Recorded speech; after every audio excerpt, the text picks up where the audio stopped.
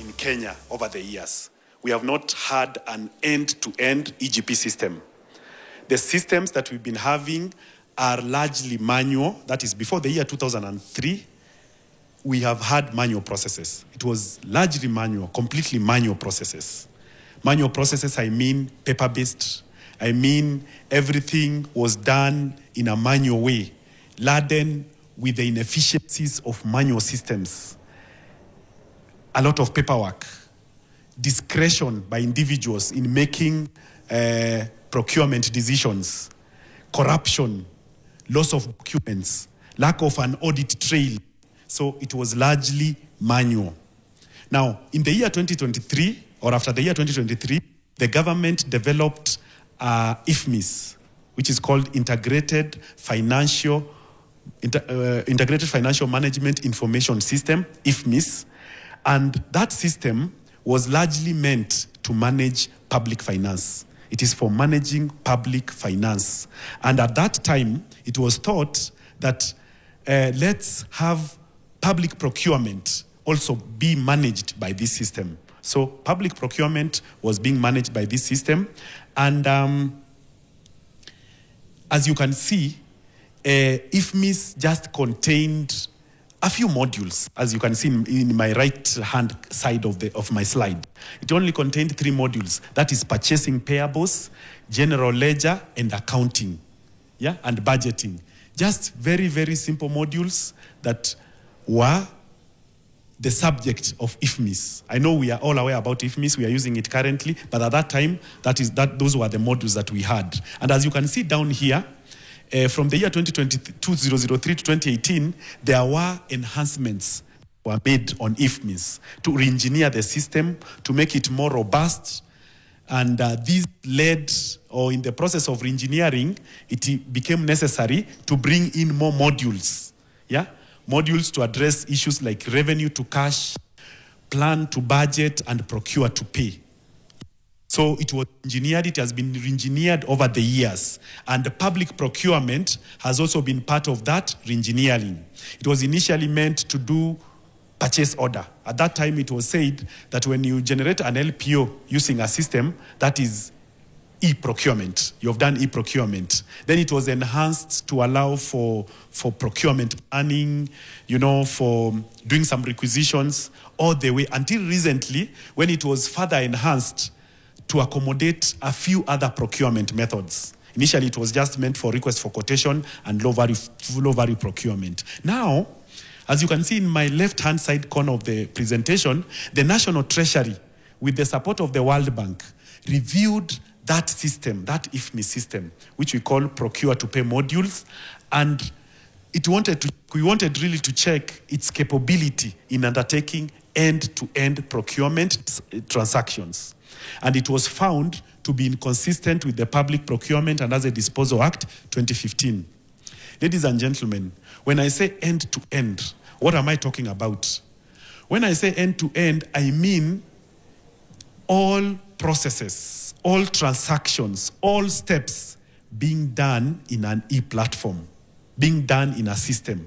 It was found that IFMIS then was semi-manual, electronic, you could enter the system, then you come out again to print some documents, then you do evaluation outside the system, then you go back there to do an LPO. So it was a mix of manual and electronic. So it was found that it was incapable of taking end-to-end procurement transactions. And also, the Public Procurement and Asset team, the one that I've indicated, PPDA 2015, had some provisions allowing for e-procurement.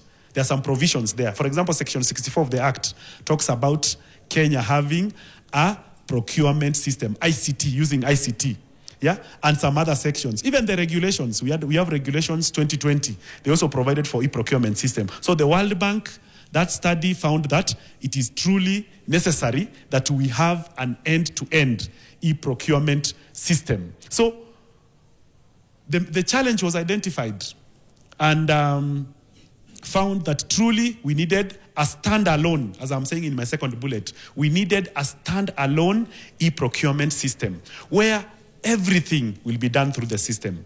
Whether it is the supplier who is trying to do a tender, let him do it through the system. If it is the advertisement, let it be done through the system. Opening of tenders, evaluation, notification to bidders, contract management, appeals, administrative review, everything, all processes to be done through the system. And that's what I mean by a standalone e-procurement system. So the law was checked, whether it will allow for us to have an e-procurement system. It was realized that Article 227 of the Constitution requires us to have a system that is fair, equitable, transparent, competitive, and cost-effective. If you look at those parameters of Article 227, it's majorly about having a system, and a system is what can deliver those areas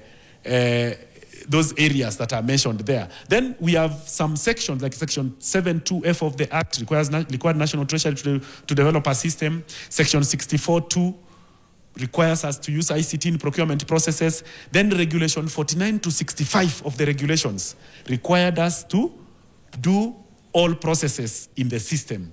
So with that in mind, having the law on our side, the World Bank study was clear that we need to have an end-to-end ECP procurement system. The National Treasury went ahead to develop the business requirements, as I said here in the panel. So we developed the business requirements, we consulted suppliers, we consulted procuring entities, we developed the requirements, then we advertised. The National Treasury advertised an international tender, and a joint venture was awarded, being the winning bidder, the most competitive bidder. They were awarded to implement an end-to-end e-procurement system. So they were supposed to deliver, customize, and make sure that it is rolled out in the Republic of Kenya.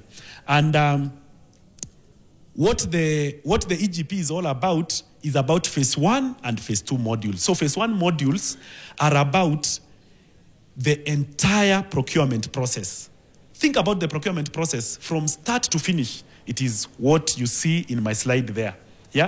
And if maybe I can just show you in number 1, supplier registration. We are saying that we have a module that is called supplier registration, where suppliers will self-register in the system. I know some of you are suppliers here, or we have suppliers in the room, and they have already self-registered in the system and they have been approved. So we have another module called procuring entity registration. So procuring entities must register in the system so that they can be able to undertake their transactions in the system. So 1 and 2 are basically prerequisites for us or for them to carry out their transactions through EGP system. But when you look at the entire procurement process from number 3, annual procurement plan, and this annual procurement plan, so you can develop a procurement plan in the system. That is a module. E-requisition, that is a module that is used to generate requisitions. The user can generate a requisition in the EGP system. Then it will move to number 5. Number 6.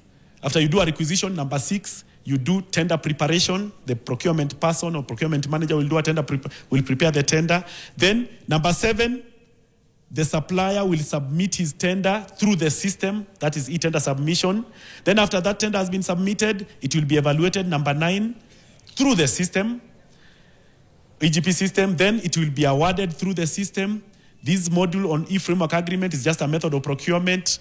After tender award, there will be a purchase order generation, then the contract will be managed. Ladies and gentlemen, it shows that it is an end-to-end e-procurement system.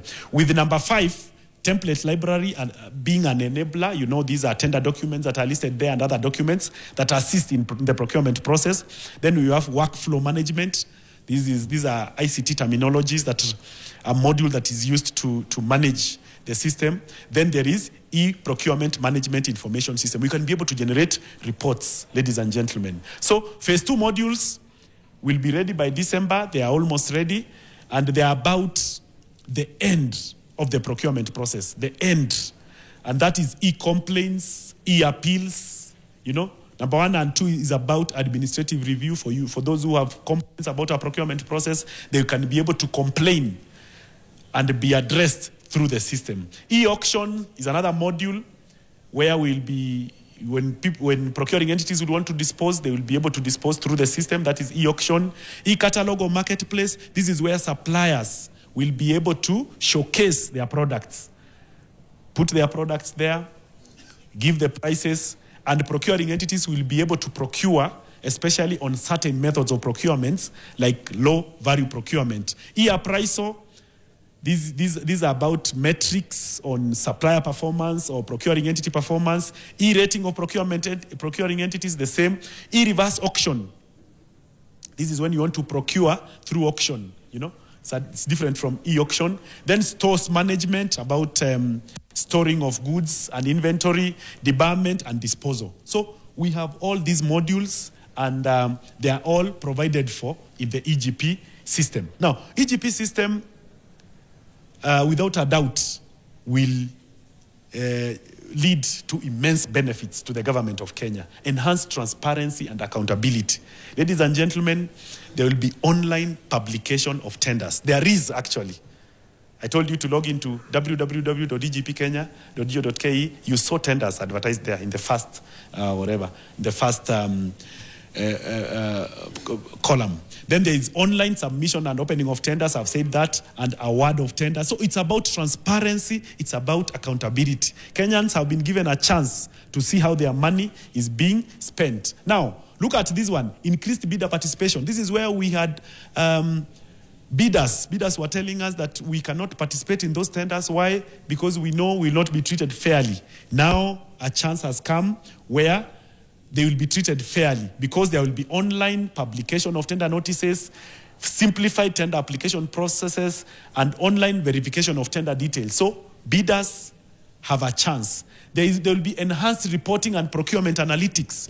As I said, in manual systems, it was not able to know who has been awarded, which is the best price. Can we look at the historical data? Now there is a chance to do proper price comparison and analysis, spend analysis, in comparison of AI that we were talking about here in the morning, and integrity filters.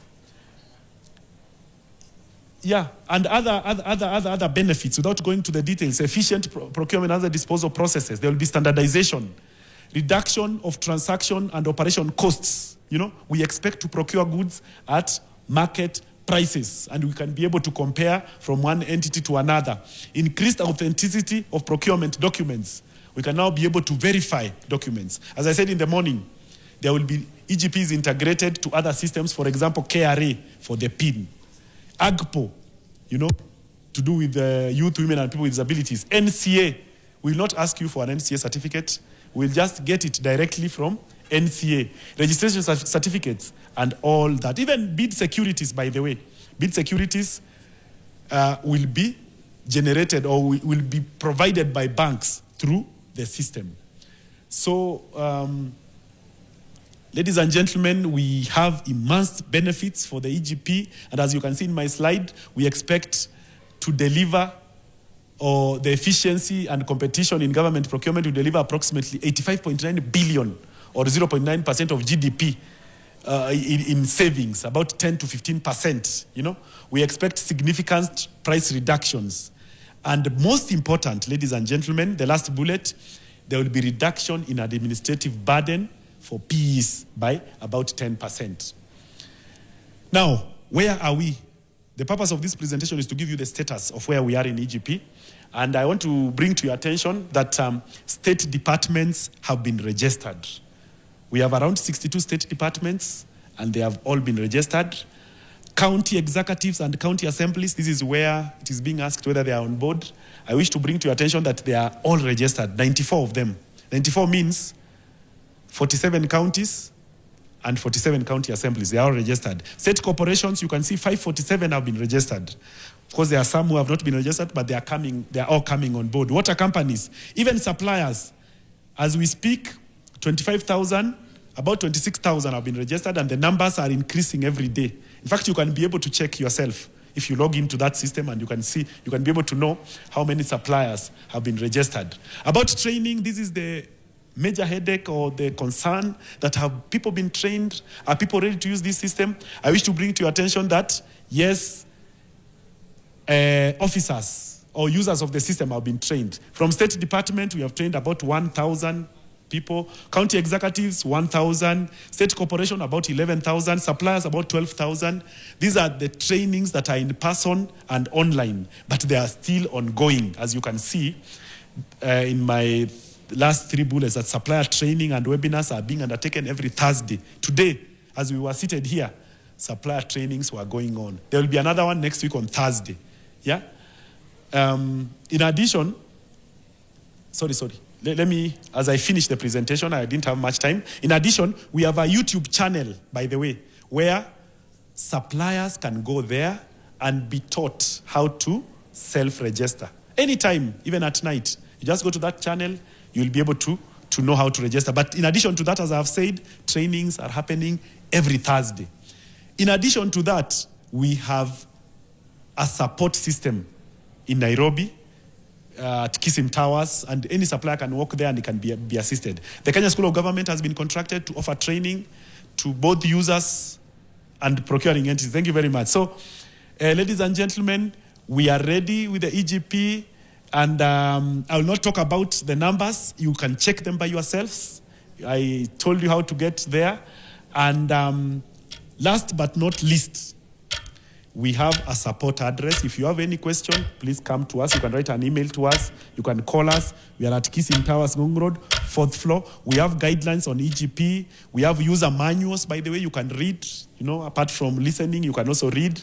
And we have a dedicated team of TOTs that are ready to support the system anytime. So that is my brief presentation. Thank you very much. I will not show you the system because you already saw it. I will just showed you how to log in, www.egpkenya.go.ke. Thank you very much, ladies and gentlemen. We need to give Victor a bigger round of applause because I gave him exactly 15 minutes and he's managed to stay within time. And so in the interest of time, ladies and gentlemen, let's move on to our next presentation. So Victor's was a clear demonstration of how digital systems can improve efficiency and even curb corruption. Next, we want to turn our attention to urban infrastructure. Again, this was a big part of the first panel this morning. Roads and transport systems are literally the lifeblood of our cities, and the Kenya Urban Roads Authority, commonly known as KURA, is implementing smart technologies aimed at improving efficiency, safety, and sustainability on our roads. Please join me in welcoming Engineer Michael Njonge. He is the Deputy Director, Traffic Management and Road Safety at the Kenya Urban Roads Authority to share insights on how data and automation are shaping our urban transport systems. A round of applause, please. Thank you very much.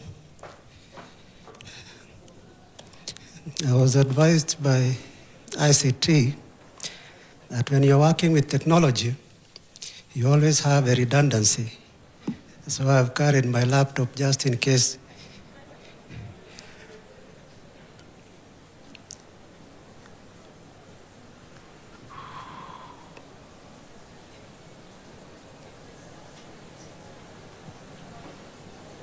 Does this thing work?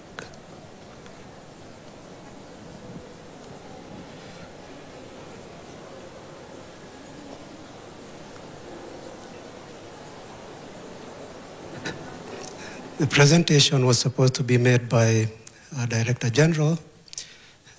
It was explained earlier, he was not able to be with us. So I'll go straight into the presentation. And these are familiar scenes in our city. And maybe not only Nairobi, where you have personal cars filling up entire roadways. Every lane you look at is packed with personal cars. And the consequences are traffic congestion and pollution and high economic and social costs. I had an unfortunate experience once on Mombasa Road when we had a hospital ambulance that clearly had traveled all the way from Makueni carrying a passenger. But when we got to Mombasa Road, here in Nairobi, we could not make way for him to be able to get the patient to the hospital for emergency services. So in addition to the economic costs, which we, in 2015 at Kura for Nairobi, we estimated at $1 billion annually in economic costs. There are also social costs that we have not quantified but are no less daunting. My goodness. So we... Okay.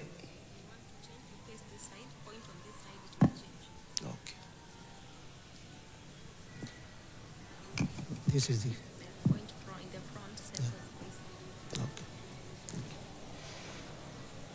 So at Kura, we have a vision of building connected transport systems. And we look at roads not just as infrastructures, but conduits. My goodness.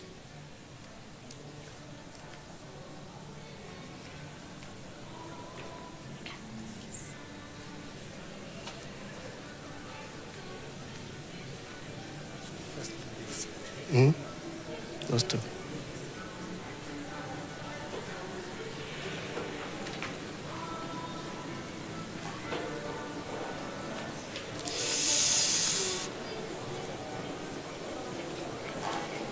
I'm shown things, I press them and I get different results.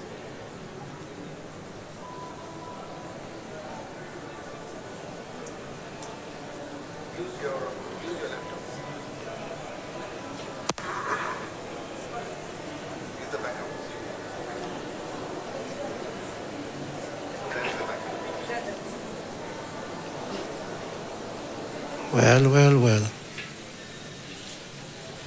Okay, we start again. Okay. And so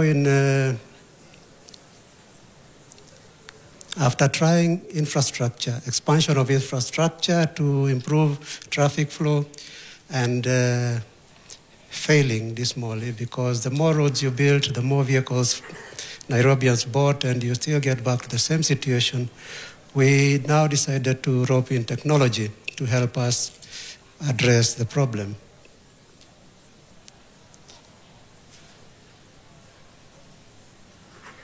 So we traditionally, at intersections, we used to collect traffic data manually, analyze it manually, and then come back and adjust the signals manually. That was a traditional approach when we only had electrical engineering at our service to help us with traffic management. Remember, traffic management started with the manual systems, a policeman standing at a junction and allowing vehicles to move from different directions. Then electrical engineering came and helped us to power signals, which would adjust manually. Then computer engineering came that helped us now to analyze the data we had collected very fast. And finally, the communications engineering came to our help, so that whatever data was collected by the systems would be transmitted to our headquarters, and we will be able to analyze it in real time. This technology has given us what we call adaptive signals, where the data is collected, transmitted and analyzed in real time, and adjustments made from this control center. You don't have to go physically to the junction to adjust the signal timings. We also use the cameras for vehicle detection. You're able to pick number plates. You're able to pick violations. Whether it's a boda, you have trained our cameras to tell whether a boda rider has a helmet, whether he has 1 or 2 pillion riders. And all this, the system is able to pick and file as violations. For vehicles, we have different kinds of violations. We have red light violations, we have speed violations, and they are all picked by the system and transmitted to the control center for processing and action. We also use the system, there were the cameras for surveillance. You are able to tell when there are incidents along the highway. For example, if there's change in flow, it's able to pick whether it's an accident that has happened and communicate the same to the control center. And at the control center, you are able to process that information. If it's for enforcement, the police to take action, they are seated at the control center, they take immediate action. If it's an accident and you need emergency services, you have them at the control center, then they immediately move down to the ground and evacuate any accident victims. So coming to the control center, which is the hub that enables us to coordinate all these actions. At the control center, we have now the technical staff who manage the system. We have enforcement, the police sitting there. We have the emergency services. We have public transport services, whether it's BRT, commuter rail. They are all seated within the control center, and they are able to pick the data that is relevant to their area, that is coming in from the system, and now use it to make sure that everything is working in harmony.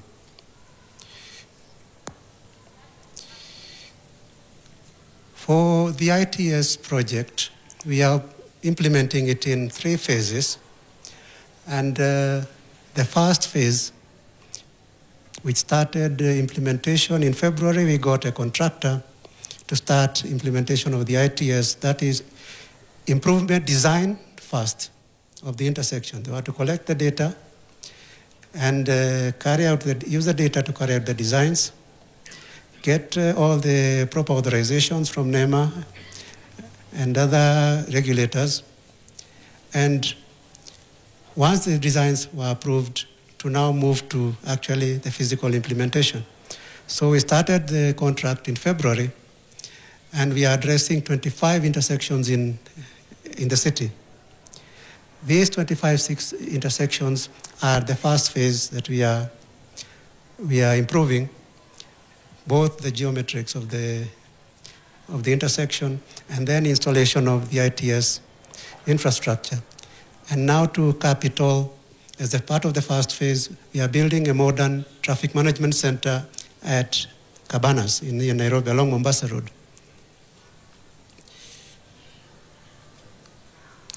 So if you have anything to do along any of these intersections, Kenyatta Avenue, Moi Avenue, Haile Selassie, Eastleigh, First Avenue, Bunyala, Aerodrome, Arboretum, State House, Parklands Road, Thika Road, Limuru Road, Muthaiga, you'll be seeing contractors digging up those intersections and replacing their current design with signalized intersection designs.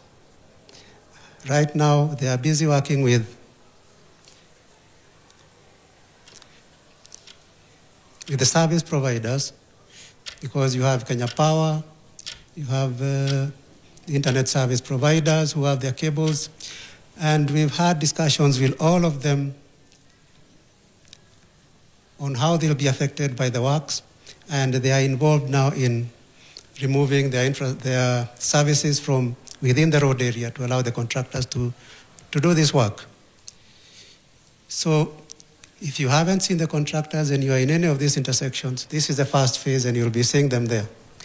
The second phase, which is a preparation stage but will run concurrently with the first phase, involves 60 intersections within Nairobi. And the third phase, which will also run concurrently with these two, is in preparation stage also, will address 125 intersections. So by the end of this project, we expect to have at least 210 intersections covering the Nairobi, signalized and connected to the traffic management center. So we expect to see improved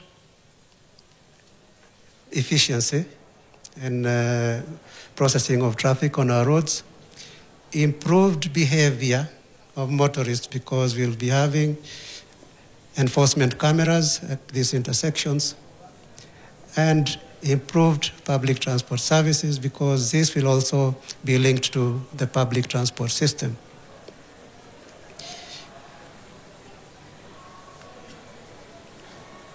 So we expect to see the impact we expect to see within Nairobi, a 40% reduction in traffic congestion, a 30%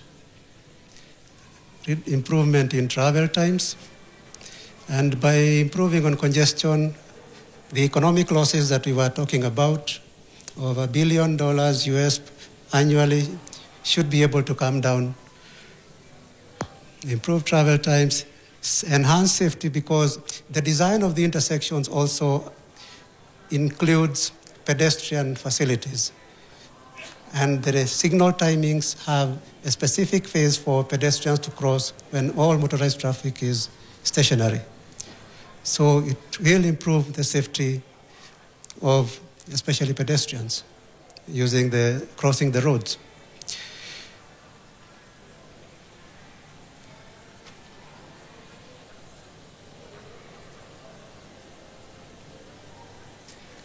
Now,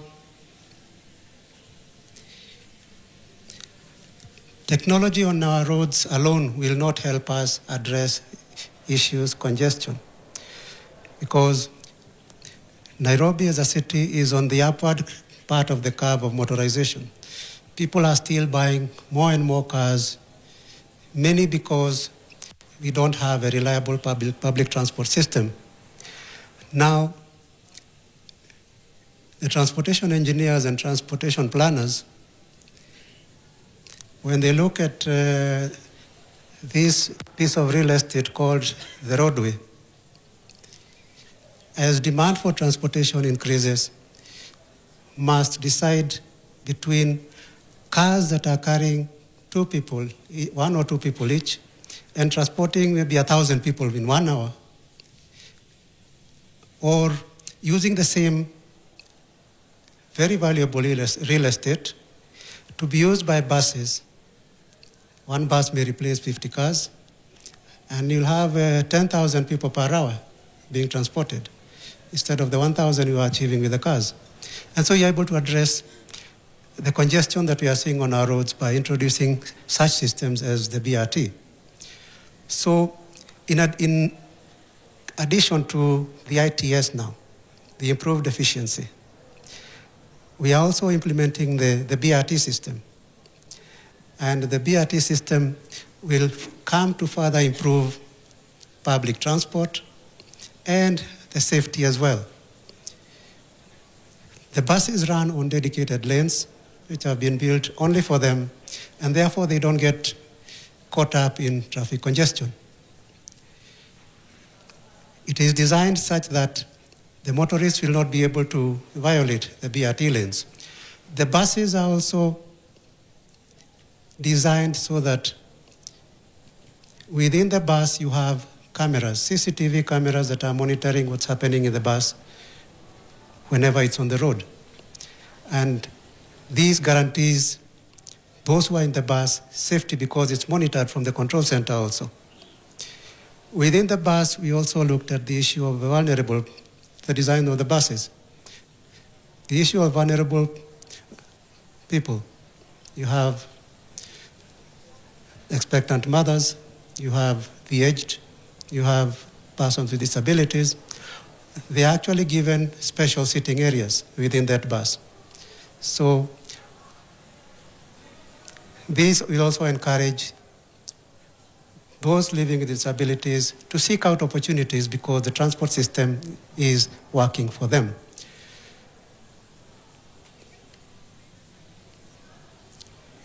So the benefits we'll expect to see is a reduction in the number of private cars on the roads. We'll expect to see lower emissions.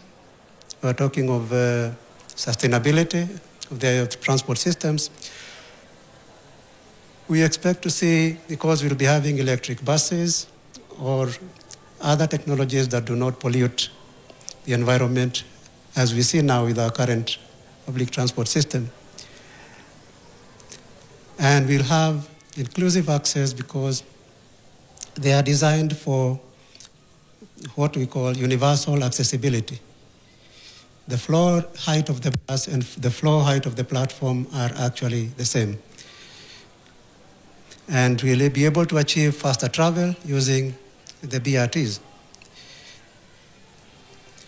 Now, for implementation of the BRT,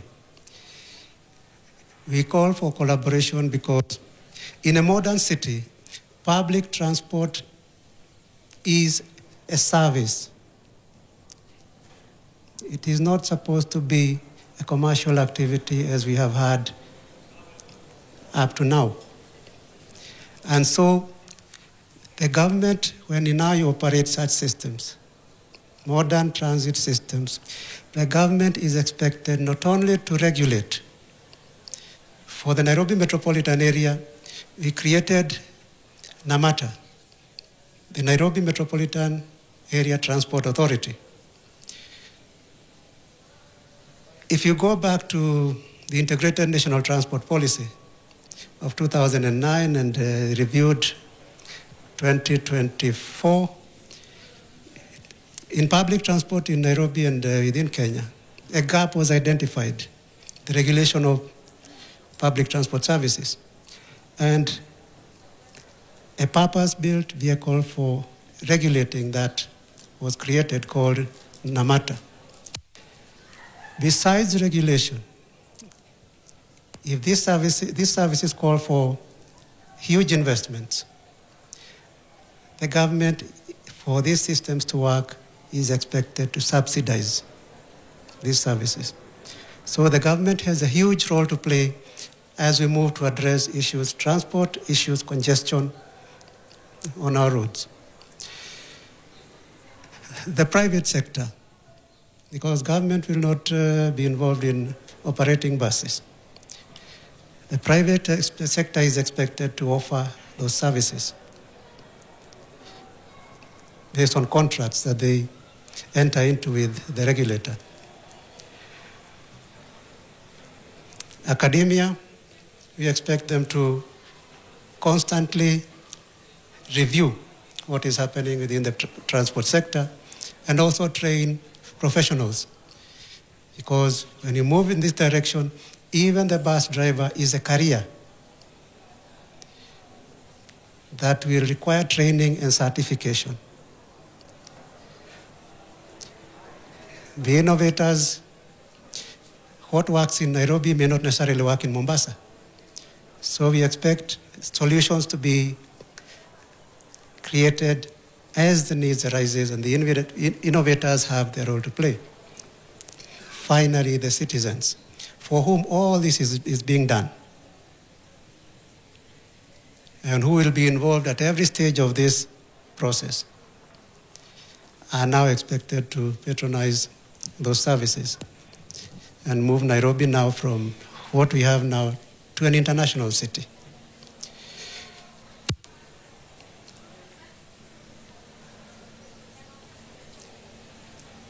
So we said that,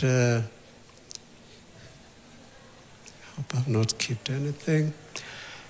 We talked of our commitment as Kura because these systems that we are talking about, the BRT and the commuter rail, are also integrated into the wider system that manages traffic within the city. So it's one big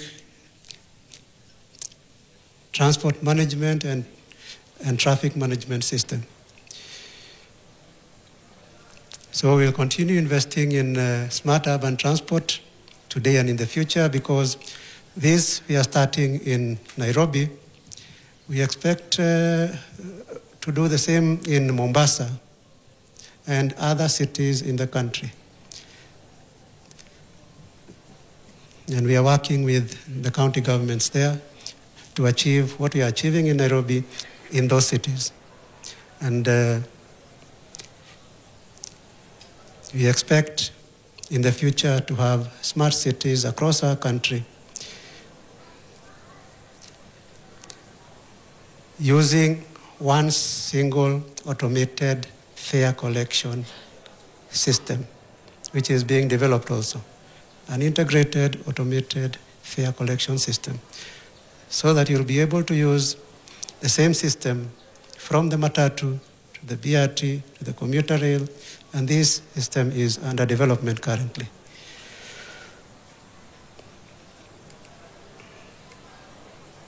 With that, ladies and gentlemen, thank you very much. I'm grateful the system did not require me to move to my backup. Thank you very much for listening to me.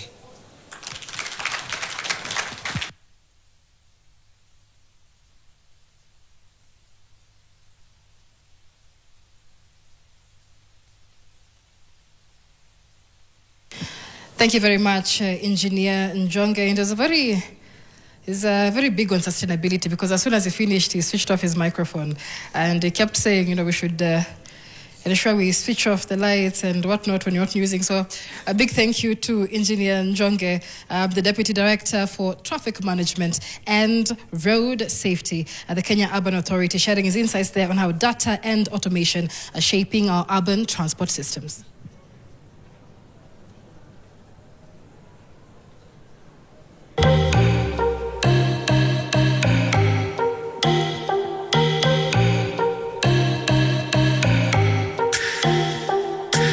Jambo, andamana nami ninapoangazia miundombinu ya barabara ya jiji la Nairobi inavyofanya kazi.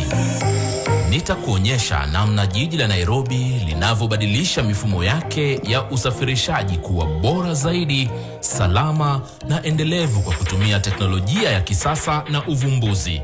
All right, ladies and gentlemen, we now move on to the next part of the program. Our keynote speaker this afternoon, PS for Urban Housing and Lands, PS Charles Hinga, is yet to come. We are waiting for his arrival. But as we wait for him, we'd like to tackle a critical question. And at this juncture, I'd like to ask my panelists for panel 3, or the third panel rather, to get ready as we begin our conversation. Now, the panel discussion I'm going to have this afternoon will tackle a critical question, and that is, how do we finance and sustain the cities of the future? The conversation is on financing. The panel will ask, what does it take to build a city that is smart, that is green and inclusive, and how do we actually pay for it? Now, Kenya's cities and Africa's cities are expanding fast, and that comes with pressure on housing, on transport, energy, even infrastructure. Yet, within that challenge, there's an opportunity to rethink how we plan, how we fund, and how we design for the future. This discussion brings together experts from engineering, finance, technology, and urban design to help us see what it will take to make Kenya's urban future sustainable and truly smart. So, ladies and gentlemen, please join me in welcoming our distinguished panelists this afternoon. First up is the engineer Anthony Okere. He is the Director, Compliance and Enforcement at the Engineers Board of Kenya. Ladies and gentlemen, please welcome him to stage with a warm round of applause. We also have Kenneth Mbai. He is the Managing Director of Centam Re. We also have Engineer Francis Mwangi. He is a PMP Manager, Street and Transport from Konza Technopolis Development Authority.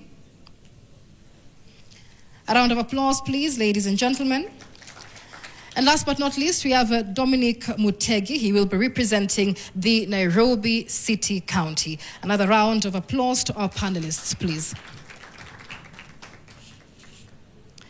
I'll also kindly ask our team to allow me, or to help me, get the podium off stage as we begin our panel discussion this afternoon.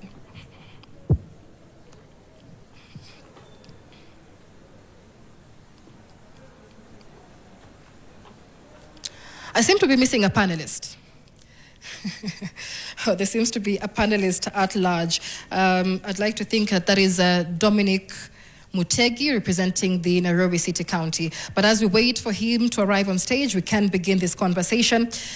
Now, the conversation is on how we can actually fund our smart cities. And Kenya's journey towards smart cities is already visible. From the Nairobi Integrated Urban Development Master Plan to the progress that we've seen at the Konza Technopolis, and even the push by the Engineers Board of Kenya to push for smarter infrastructure standards. But as we'll hear today, smart cities and smart infrastructure isn't just about technology.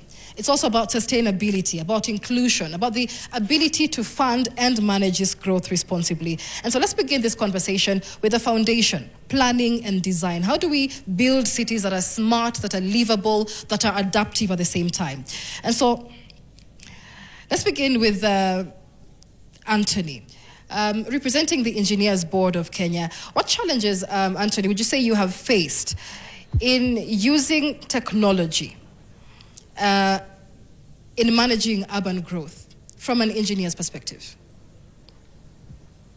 Thank you, Michelle, and distinguished delegates, ladies and gentlemen. Thank you for having the Engineers Board of Kenya in this very, very important forum, where we are talking about smart cities. And just to pick up from the discussions we are having in the morning, in terms of what constitutes a smart city and in terms of sustainability. So one of the key issues is, of course, safety. So that all these designs that we do, all the professionals involved, to ensure that the infrastructure is built to the required safety standards. We're talking about even cleanliness, just going back to the basics. Because at times we talk about smart cities, we only focus on, at times we may focus on the technology bit, but we also forget about the basics. And that includes cities that are clean. Take for instance, Nairobi City. To ensure that the city is clean, even in terms of the wastewater management, the greening, to make sure that it is livable, to make sure that it is safe. Anyone can walk anytime, and there is an element of safety. And to bring it all this, we have professionals involved. For in this case, we have engineers. And for the Engineers Board of Kenya, we are involved in the entire value chain of engineering education, training, and even practice. There's a panelist who talked about the education system. That is very important because we need to have training that anticipates some of the challenges that we are facing. The challenges that we are facing now, our education system should be able to address. So at the Engineers Board of Kenya, we're working closely with the academia and the industry as well to enhance capacity. Because when we build the right skills, those are the engineers who are going to address the challenges that we are facing now and the challenges that we are facing in the future. We're also working even in terms of mobility. Just recently, the board, was accredited under the Washington Accord. That means engineers in Kenya can work across member states. So we are encouraging engineering and mobility.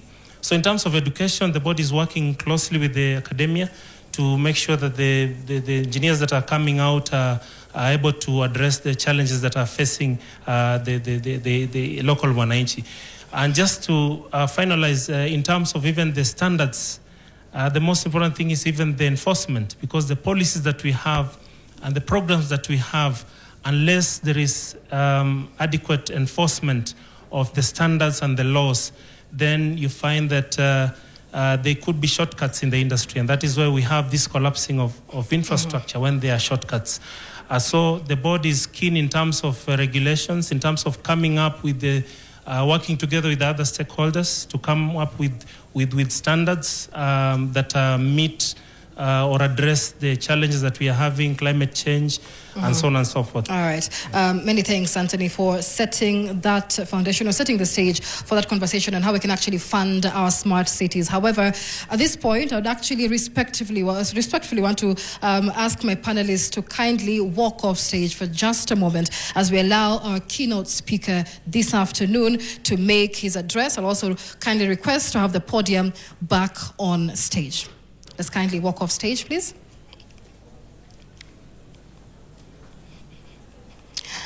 Asante sana. Now, it's a conversation that Anthony Okeria has laid the foundation for, and we will be continuing with in just a moment. But with those presentations now setting the stage, we'd like to move on to our keynote address on integrated planning and smart urban development. We've talked about innovations shaping Kenya's smart cities, from the EGP system to transparency in Kura. Now, ladies and gentlemen, in the interest of time, it is my pleasure to invite our keynote speaker to the stage. That is Dr. Charles Hinga. He is the Principal Secretary, State Department for Housing and Urban Development, to deliver his keynote address. Please join me in giving him a warm round of applause.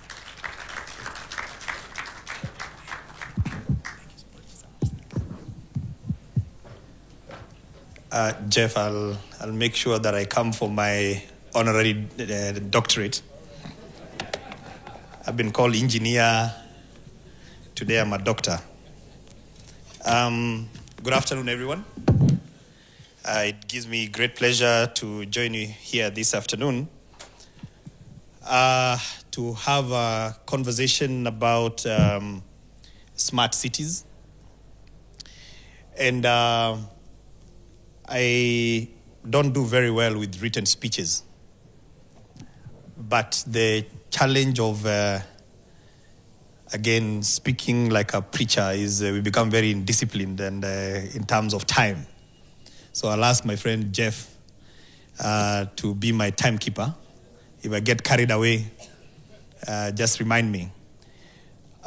Ladies and gentlemen, I think for us to be able to discuss how or where this country is going, it's good to reflect where we are coming from as a nation.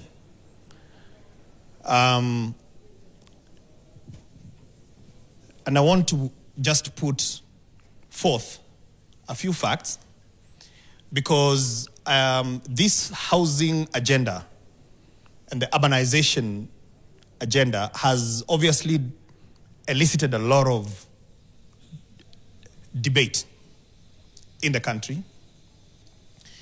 And of course, a lot of views. But I want us to, first of all,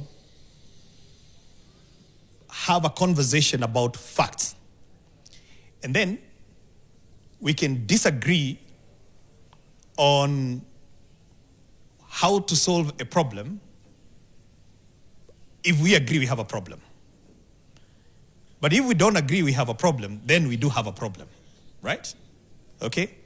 So, this country of ours, we are one of the fastest urbanizing countries in the world, as most of you will know. There is a study by the World Bank that shows that we are urbanizing at over 4% per annum. So what does that mean?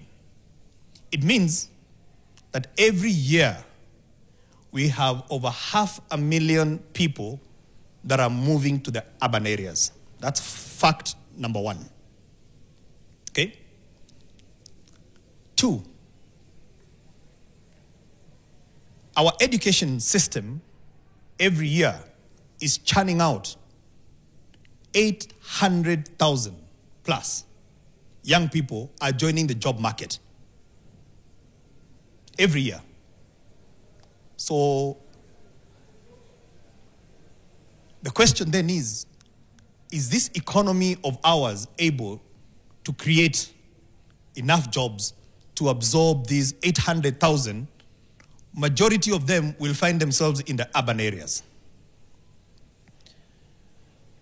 Now, there is another strange phenomenon,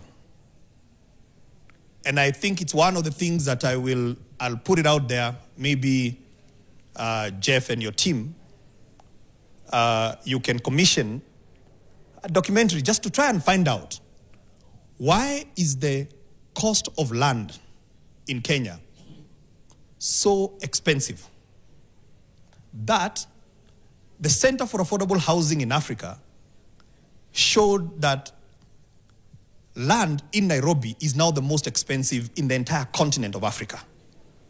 What is this that is driving the high cost of land? And maybe some of you are wondering, why are we talking about the high cost of land? What is it got to do with urbanization? It has everything to do with urbanization. And then the fourth phenomenon that I'm just setting the context, is that this country of ours, we are one of the most unequal societies. Unequal societies. When you look at the percentage of Kenyans carrying a pay slip, I'm not talking about hustlers in the Juakali sector and mama mbogas and so on and so on. Now I'm talking about someone who is in the formal income. Only 3% of pay slip carrying Kenyans earn 150,000 shillings and more. 75% of all pay slip carrying Kenyans earn less than 50,000 shillings. Now, you're asking, what has that got to do with urbanization? It has everything to do with urbanization. A study has been done by a professor in university in California that shows the correlation between the high cost of land and low wages. And where the cost of land is so high and the wages are low, what the cities tend to do, they push people out. They push people out. All right? But where will these people go? Where will they go? Now, majority of these people are working people. They're not lazy people who came to Nairobi to look at skyscrapers. No. These are working people, and most of them are your workers, either your domestic worker, your driver that brought you here, or even if it's a taxi that you took. Where do they go? Because they cannot be able to afford the rentals in the core. But they need to be closer to your home or to where they work. But the system is pushing them out. So where do they go to? Ladies and gentlemen, they end up forming what we call slums or informal settlements. Slums or informal settlements does not just happen. It happens because the cost of land is expensive, the wages are very low for the majority of your people, and the cost of transport is high and unreliable. Because ordinarily, what will happen if you had an affordable public transport system that is reliable, then when they are getting pushed by this system, should I walk around or I need to stand? I'm free to walk? Okay, cameraman, I'm preaching. I'm just getting fired up. All right, and the magic handkerchief will come out at some point. Although you can see now I've really shrunk, so I don't perspire, as Jeff will say, not sweat, as much as I used to. So,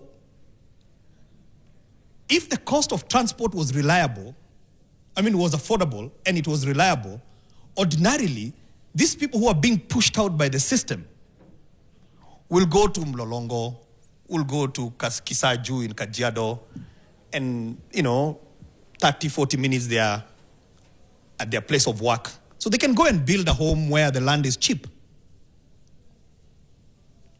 But we don't have a reliable public transport system. They have to take 3-4 matatus to get to their place of work. So where do they go to? They'll end up in Kibra. They'll end up in Mukuru. Most of you think they went there to Mukuru because they like it. They went to Mukuru because it is close to industrial area. And they can walk to work because they don't have enough money to pay for the transport. So, ladies and gentlemen, I am the PS that is in charge of slums in Kenya. Okay? Part of my job that you pay me for is to figure out how to sort out these informal settlements. But here is a constant. With 500,000 people moving into urban areas every year, and with our economy not creating enough well-paying jobs, what is happening to the slums? Okay, and then there is another thing. There is another constant. Our land as a country is not expanding. So Nairobi boundary, and the more people are coming in, is not expanding. Yes, no? Yes. And then I want to throw one last one, because this is normally a 4.5 hour engagement. So I need to compress it in 10 minutes. Okay, that's almost a miracle. We are also told that as a country, we are food insecure. We're spending 500 billion shillings to import food. 500 billion shillings, 500 billion shillings to import food. But then, the land that is supposed to be for growing food, what are we doing with it? Especially these us from Murema. Tunapenda hii mambo ya katakata. Sindio? Maguta. Brought, right? So we've turned Kiambu, which is to be a bread basket of this country, because real estate, if the cost of land is so high, it is high because of real estate. So why plant tea, coffee, maize when you can kata and sell it for a few more coins? And we have fragmented our land so much that commercial farming is becoming a problem. So, ladies and gentlemen, this is what is called Urbanization 101. Okay? Urbanization, even if you Google or you research on urbanization is associated with a high quality of life. Urbanization is associated with a high quality of life. But the inverse of high quality of life is happening here in Kenya. Our urbanization, in fact, I dare say that the most marginalized Kenyan today is one called urban poor. That's the most marginalized person. And I'll tell you. So before we even talk about smart cities, because maybe I don't know what your understanding of smart cities is, can we first of all understand where are we? And sometimes, maybe this conversation helps us to understand, sometimes as government we look like we're crazy. We don't know what we're doing. Okay? Now, this same person that I have painted the picture for you, this is a worker. So let's forget about people who are not working. This is a person who is working. Their wages are too low. They can't afford the rentals, and you've pushed them to the slums. Now, I don't know how many of you know something about life in the slums. At least I can tell you about it, not because I have visited it. It's because I was born in one. I was born in an informal settlement in Nakuru called Bondeni, and then I grew up in another informal settlement called Kwaronda, Kaptembwa. So, how is life in the slum? You live in a small, tiny space. Okay? Maybe 3 by 3, 3 by 4 at most. Now, I don't know whether you know what 3 by 4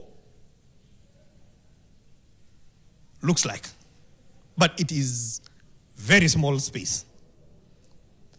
The bed sitters that we are providing under our affordable housing program are 21, 22 square meters. We're talking about half of that. Less than the kiosk that you go buy tea and whatever there. That is 3 by 3 or 3 by 4. Now, bear with me because as I said, what I want us to do is to construct the problem, then let's disagree on how to solve it. And if you have better ideas on how we solve it, we are welcome. But not fixing the problem is actually not one of the options that is on my desk. You know? Because the do nothing is more costly. And I'll prove to you just now. So, let's go back to the slum. So what is happening in the slum? And I'm telling you this, and I'm speaking authoritatively because, as I said, I am the PS in charge of slums. So it is every day I wake up, I have to figure out how to deal with the slums, and so on and so forth. Now, we have two types of slums. We have a slum that is on public land, meaning it is government land. And we have a slum that is on private land. Majority of the slums are on private land. Mukuru, the bulk of Mukuru, we have pockets of public land, the bulk of Mukuru is private land. Now, here is a conundrum. Okay? Maybe some things you didn't know, which may help you to understand why we're doing things the way we are doing them. A private slum, as a government, I am restricted from providing services like water and electricity. Why?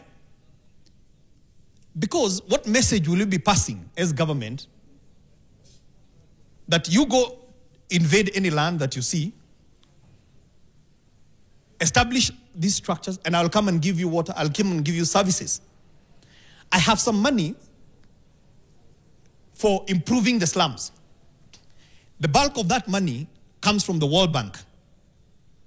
And one of the conditions for me to spend that money is that I cannot spend that money on private slum. So now let me tell you how difficult that is. You know Kiambu County? Kiambu County is one of the largest counties in this country. Yes, no? In terms of population. Not size, but population, right? You know Homa Bay County? Homa Bay County, I give Homa Bay County more money to deal with their slums than Kiambu. Because the slums in Homa Bay are largely on public land. Majority of the slums in Kiambu are on private land. So, even when you go to the equitable share, Kiambu ordinarily gets multiples of what Homa Bay gets. But in this money that I have to solve the slum problem, I have to give Homa Bay more money than Kiambu and Nairobi, for that matter. So, if government is not providing basic services, water and electricity, and by the way, we are still talking about smart cities. Okay? I hope I haven't lost you. Maybe you wanted us to talk about, Internet of Things, AI, and so we can talk about those things. But let's first of all deal with the status quo before we talk about the ambition. So, because government is not providing basic services, and they're called basic services because they are basic, they are needed. Nobody can survive without water. Yes, no? So if government is not providing water, and the people who are living there, they need water, who provides the water? Who provides the water? There is a gap that is filled in by somebody. You can call them water barons, water cartels, whatever name you want to give them, that's okay. But they're the ones who are providing that service. Now, they're providing that service at what cost? Now, listen to this, because when I said that the person who is living in the slum is the most marginalized Kenyan, today. Let me prove it to you. These guys who sell the water in the slums, they charge, listen to this, 172% more. 172% more for water than what Nairobi County charges me, Hinga. Okay? And it is take it or leave it. But they can't survive without water. Basic. But government can't provide the water in those areas. 172% more. So this is already somebody who is poor. The system has pushed them and balkanized them into this tiny space. And while they're still smarting from, and they probably work harder than you and I, wake up early in the morning so that they can walk to work, leave late in the evening, okay? Only to go, and they have little money, and they pay 172% more for water than you and I. They need electricity. The electricity that is provided in the slums is illegal connection. Because for you to get a connection, most of you guys, mna a few houses here and there, so you know that for you to go to Kenya Power and get a connection, you need title number, you need, sindio? Hii title ni ya nani? If you just went and took somebody's land, how are you going to prove that the land is yours? So Kenya Power is not coming to connect you. But those guys have power. Yes, no? See, they do have power. Aha. So how much are they paying for that power? Because they're paying for it. They're just not paying Kenya Power. And the person they are paying, that person does not pay Kenya Power. So muone ile ukora hii iko hii dunia yetu hii. Ndio tunapamba. When you, so don't aspire to be the PS in charge of slums. It's a hard job. You don't upgrade very fast. So they pay 142% more than what Kenya Power charges you and I. This is a study done by the World Bank, not Hinga.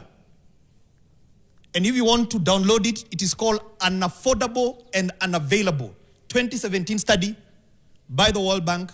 Go download it today. Unaffordable and Unavailable. Read it before you become a commentator on stuff that maybe you don't understand. Just empower yourself a little bit. So this person, that life that is already earning very little money, and life has just decided to character develop them even further and punish them. In fact, the terminology we use is the penalty of poverty. You are poor and life decides to punish you more. Here's the third one. Okay? They pay to use a toilet. They pay to use a toilet. You know, when you listen to some of the stories in the slums, they're harrowing stories. So you've hustled the whole day to get some money to put food on the table. And then after eating, of course, you know, some of it is not retained. Yes, no? How many, Okay, let's not but, so you're sitting there and thinking that there is a cost that is coming because I have to use a toilet. And if you don't have that money, it doesn't mean that you don't relieve yourself. You do. But where do you relieve yourself? They relieve themselves in something called a flying toilet. Jwala. Plastic bag. So where do you think that plastic bag goes to? Where do you think they call it flying? Most of it ends up in the river, which I don't even know why we call it Nairobi River, because that's Nairobi sewage. Whatever is running there is not river, that's a sewage. So, we can talk about smart cities. But here is the problem. You know, if that problem affects maybe 10% of our population, you can say, okay, we have a problem, not a very big problem. Now, here is the problem. 70% of all the urban dwellers live the way I have described. 70%. 70% of all our urban population, the people who are living in Nairobi, 70. So you probably sitting here are not part of the 70%. So, ladies and gentlemen, do we have a problem or we don't have a problem? Do you have a problem? Okay. Now we can talk about how to fix it. Okay.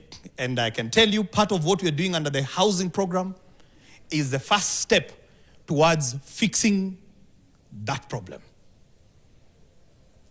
Okay. And how are we doing it?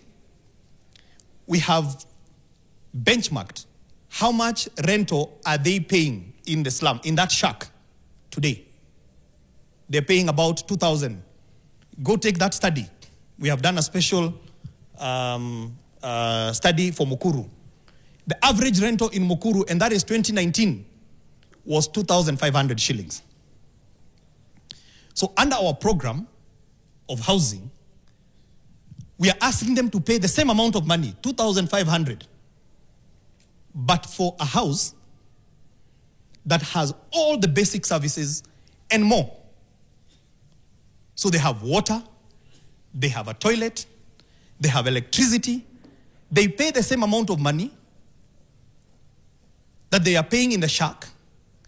Over and above that, I give them piped gas, which is prepaid. So if you have 10 bob and that's all you have, you can make a meal for 10 bob. Okay? Ingine lazima ununue makaa. Na makaa ya 10 bob asijani iko. Okay? They have high-speed fiber connection. It's a utility. Now you're talking about smart. They have a school. They have an ECD right there next door. They have a market. They have shops. They have a health facility. And they pay how much? 2,500. Same amount of money. In this pocket, you pay to use a toilet. In this pocket, you pay 172% more for water. In this pocket, same amount of money, you pay 142% for electricity. When you transfer that money, same money, into this other pocket, you live in a decent house where you pay just like everybody else for water. You don't pay to use a toilet. Now, most of you saw us handing over keys in Mukuru. And I don't know whether you guys, you followed that story. You know, and I know you twisted, you know, there was a lot of fake news. They even took a lady there, shame. Wakasema, this lady is a constant phase. She's from Kisii. She's from whatnot. Anyway, Jerusha, beautiful, nice lady. You know? Hii kazi yetu ni ngumu. You know, you try and do the right thing, then you have to battle with the fake news. But it's okay, because the only way you fight fake news is by just staying at it and doing the right thing. Now, that lady who was paying 2,500 in a shack, if you look at all the TikTok videos that were taken, which means these were not paid by Gava. If it was Nation, they would have said, Gava has paid Nation reporters or whatever it is. TikTok, I'm not paying anybody. What you realize is that majority of the videos that were taken in a toilet. Because, can you imagine, you know, this is, I don't know whether you guys are with me. The conversation we're having is about a basic thing like a toilet. It's something you don't even talk about, do you? In your house, you probably have 5. You even have one called a cloakroom. Jina mngumu hapa ya kizungu. Cloakroom. Kuna ingine ni en suite. Every bedroom is en suite. You don't talk about a toilet. These guys, the most content was taken in a toilet, sitting on a toilet. And they cannot believe that. They cannot believe that they have their own toilet. They don't have to share it, and they don't have to pay. Things that we take for granted. Now, because I need to wrap up, I want to ask the question. That person that lives in the slum, there is nowhere where they made an application to live in a slum. Yes, no? You who live in a leafy suburb, you didn't make any application to God to live where you are. And so this now takes us back to the spirit of the Constitution. Because our Constitution talks about us being equal. How can we be equal when 70% of our brothers and sisters, people who take care of your children, I mean, what happened to humanity? What happened to us? What happened to us? It's not my problem. What happened to being my brother's keeper?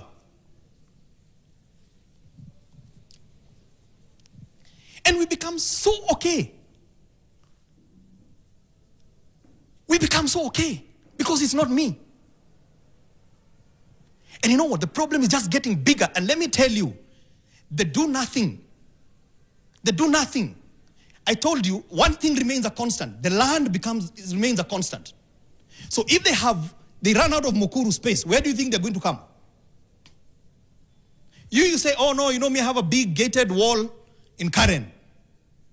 It's safe, there is security. Let me tell you, one day, they do nothing. They'll come and build right outside your own home.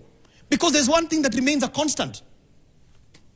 The land remains a constant, and the urbanization rate is a constant, or even getting more. So 500,000 people are moving in. We are not creating better jobs. They get pushed into this penalty of poverty. They have got to look for somewhere to live. Where will they go? Right outside your own home. So today you can say, it's none of my problem. What country are you living for your children? So this is the kind of conversation we need to have. And that is what is captured in our Constitution. And if actually I want to challenge you to go and read the Constitution, it talks about we are equal. But how, it sounds like the animal farm. That we are equal, but others are more equal. There are people that seem to have more rights than others. And that is why Article 43 of the Constitution was set up. Because there is something which is called social justice. There's something called social justice. Okay, let me come down and talk about smart cities. The Bill of Rights. Go read Article 20 of the Constitution. It's the only article that I have read. I'm not a lawyer. I have sat with my lawyer friends and I've asked them, this Article 20 of the Constitution that we don't talk about actually seems to be limiting even the powers of judges. Go read it. It's the only article in our Constitution that tells a judge how to interpret the law. Go read 20, 1, 2, 3, and 5. Go read them. It talks about how you apply the law. It tells the judge that when you have a case in front of you, and that case is about the Bill of Rights, it's about social justice, you must make a determination where you accord more rights than less. It tells the judge where the government is trying to right the wrong of social injustice. Article 20, Section 5, it says, as a judge, you cannot stop the government. Even sometimes I wonder, all these orders we get, the Constitution tells the judges, you can't stop. In fact, we have a lot of busybodies that run to court all the time. And I wonder, Article 20 says that you should be running to court to sue government because we have not provided more rights to more people. So, before we talk about smart cities, let's fix the basics. Let's fix the basics. And you know what? This government is not going to solve the housing problem, is not going to solve the poverty problem. And by the way, because I don't have a lot of time, and I talked about 2 issues. So I have shown you about the penalty of poverty, okay? And I agree, because I sit with economists, and sometimes mpaka wananitukana kwa TV. And they say, you can't talk about economics. Let me tell you, I don't need to be a professor of economics to understand common sense economics. What is common sense economics? Common sense economics says that if you want to grow the economy, right? If you want to grow the economy, all right? So first of all, go to the sectors that create more jobs. One of the sectors that creates most jobs is construction and real estate.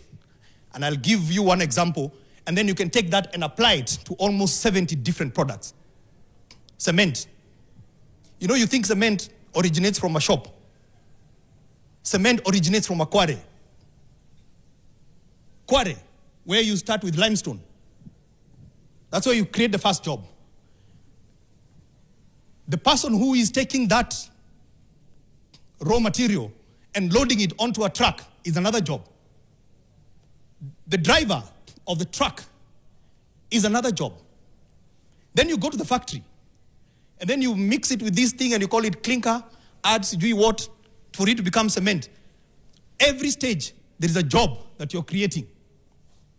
And then you finish, you package it, another job. That packaging material, whether it came from pan paper or timboroa or wherever it came from, another job that you've created. Okay? Then you package it. The person who loads it onto the truck is different from the one who loaded the raw material. Another job that you've created. Then there is another driver who drives another truck, not the same one that brought the raw material, to the site. Another job. The person who offloads from this truck, I'm just talking about cement, is another job. Then you start the work of mjengo. Kwa sababu watu wengi wanasema hinga anatuambia mambo ya affordable housing and jobs. Who says we all want mjengo jobs? Let me tell you, the mjengo jobs are the least. Most of the jobs are being created where you don't see them. So you create more jobs on site. So ladies and gentlemen, for you to create, and people are saying, hey, why are you focusing on housing? Nani hana kwao? How can you say nani hana kwao in the setup that I have just described to you? Is that kwao? No. So, I need to be disciplined now. I can see maybe you're like, okay, we need, this fellow needs to talk about the housing levy. Okay. Maybe that's what you came to hear. Your housing levy is safe. And let me tell you, your housing levy has helped change this country. I read an article, I don't know, I'm just hoping it is I don't know whether it was Business Daily, so I don't want to attribute it to you, Jeff, yet. But I read it somewhere yesterday or the day before yesterday that said in August, the cement production in the country is the highest ever in any month since this country was formed. Last August. But of course, they can't attribute it to housing. They said it's because of roads. Roads don't use a lot of cement. We're not building concrete roads. Cement ni mjengo, ni nyumba. So part of what we are doing under this housing program is that we are killing many birds with one stone. We are providing dignity to our people, taking them out of the penalty of poverty without them having to spend more money than they are spending where they are. That's number one. Number two, we are creating hundreds of thousands of jobs, and they're there to be seen. Number three, maybe next week, I hear the director of procurement was here in the morning. So he just needs to fix me a little bit here because we are all under EGP. And by the way, the EGP is the right thing to do, but I don't want to go there. It is the right way to go. I know there's a lot of resistance. It's the right way to go because we are losing a lot of money as government through procurement fraud. That's what it is. I mean, just because I'm government, I have to pay 10 times for this bottle of water. That doesn't make sense. And by the way, if I buy this water from a supermarket using government money, I'll go to jail. If I steal your money, I'll probably never go to jail. But if I do the right thing, I'm likely to go to jail. This is the fraud of this whole procurement madness. That's why we need EGP. You know, that's why we need EGP. Anyway, let me come back to, there's someone else who can talk about EGP more. But right now, and please hear me well, because of the volume of work, right now as we speak, we have 247,000 units under construction. That is a lot of construction. That is a lot of construction, good people. That means that we have over 40 million tons of cement, 18 million tons of steel. 18 million tons of steel. That's a whole lot of economy that is happening in this country. There are lots of jobs that are being created. But let me tell you, and this is now to the economists out there, you told us that we can't create jobs through housing. Let me tell you about the economics of housing. Anything done at scale, if you leverage large economies of scale, you can turn it into an industry. Ladies and gentlemen, do you know we import sockets in this country? That small thing that you see there, we import them. Maybe sockets, it doesn't resonate well. Hinges,